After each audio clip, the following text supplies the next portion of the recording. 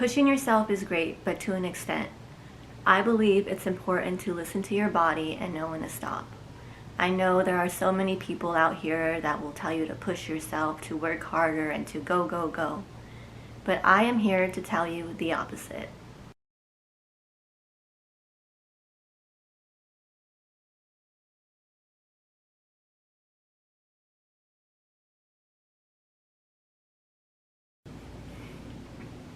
Hey peoples, I'm Eve. And I don't know about you guys, but I watch a lot of YouTube. I listen to the advice these people give. They tell us to push ourselves, to work hard, and stop being lazy. But the truth is, they don't know our lives or the situation we're in. We don't actually know if they work out as consistently as they say they do or eat as healthy as they say they do on a daily basis. Just like we don't know their lives or what situation they're in. We don't know who these people actually are. We don't know if they work out as consistently as they say they do, or if they eat as healthy as they say they do on a daily basis. The truth is, we don't know anything about them. We just know the persona that they're portraying online for us. Wait a minute! Who are you?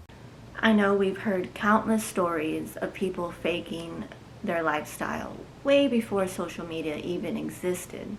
Fake. Because if they really showed us who they are and how they got their physique and their figure, their brand would be in jeopardy. What? I was getting liposuction! Oh God! I know, I'm a fraud! Like normal women can have this ass! But yet, I listen to them, and like many people these days, I am easily influenced. So I started looking at my circumstance, and I'm not working still. I'm still immunocompromised and can't be around a lot of people. I'm bored in my hotel room. So when my doctor told me that I could go to the gym, I was ecstatic. I got so excited, decided to change my whole lifestyle drastically. I started going to the gym twice a day, working out in the morning and at night, not eating out as much, drinking a smoothie once a day, and that would later backfire.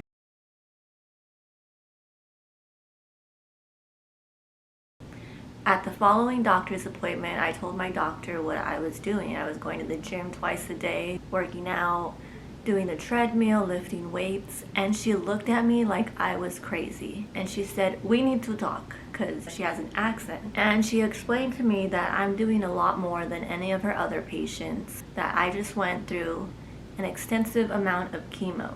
Last month, I went through a bone marrow transplant.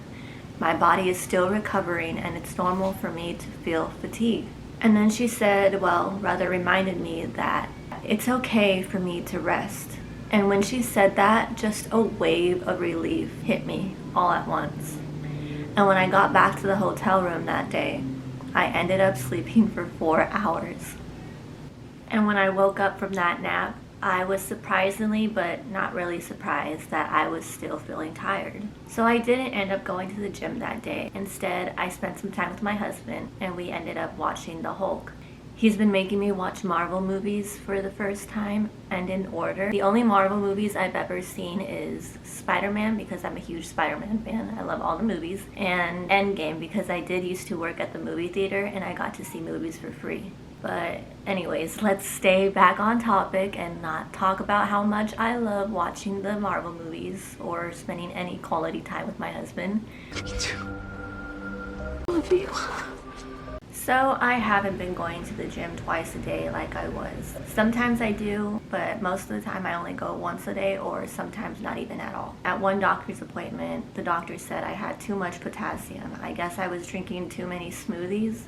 So I had to lay off the smoothies as well, and they gave me this brown liquid so that my potassium would go down a bit. It was really gross. I've also been having to get magnesium infusions because my test results have been showing that my magnesium is too low. So I've been having to get those, and those leave me so drained. I sleep through most of them. And then when I get home, I'm just so exhausted. Infusions in general make me really tired. So that's another reason why I haven't been going as consistently as I said I was going to be. I'm actually listening to my body. And there was this one day I was feeling tired, but I was still pushing myself to go to the gym. I told myself I'll feel better once I walk it off on the treadmill. And then I got to the gym and I could only stay for about 5 minutes. I started feeling very nauseous and I just got even more tired. I just couldn't push myself anymore. Awful tired now, boss. Oh, tired. My thing is, if I'm debating whether I should do something or not, then the answer is probably no. If I do have to put a lot more thought into it, like a life or death situation, I'm thinking about my career, then yes, of course, I'm going to put a lot more thought into it. So I ended up leaving the gym because I was debating myself too much, whether I should stay or if I should go. So I ended up just going back to my hotel room. I ate, I rested my eyes, and tried to sleep.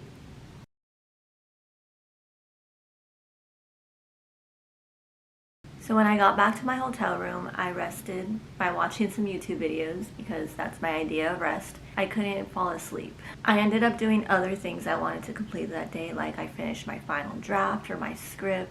I organized some of the documents on my laptop. And then I ended up going to the gym later on that day. I didn't complete 30 minutes on the treadmill like I usually do because my legs were hurting. And I didn't want to push myself and overexert myself and have the pain carry on to the next day. So I stepped off the treadmill after 15 minutes. I just ended up working out my arms that day. If you don't have energy to complete something that day, work on something that requires less energy. Because let's face it, those people have no idea what you're going through. Like this week, I just lost my father-in-law, and I've really been trying to be there for my husband and spending more time with him, trying to keep the hotel room more clean, and asking him if he needs anything. We've also been eating out a lot more because neither of us wants to cook as we're still grieving, and we're just trying to stick by each other and keep each other company right now and just be there for one another.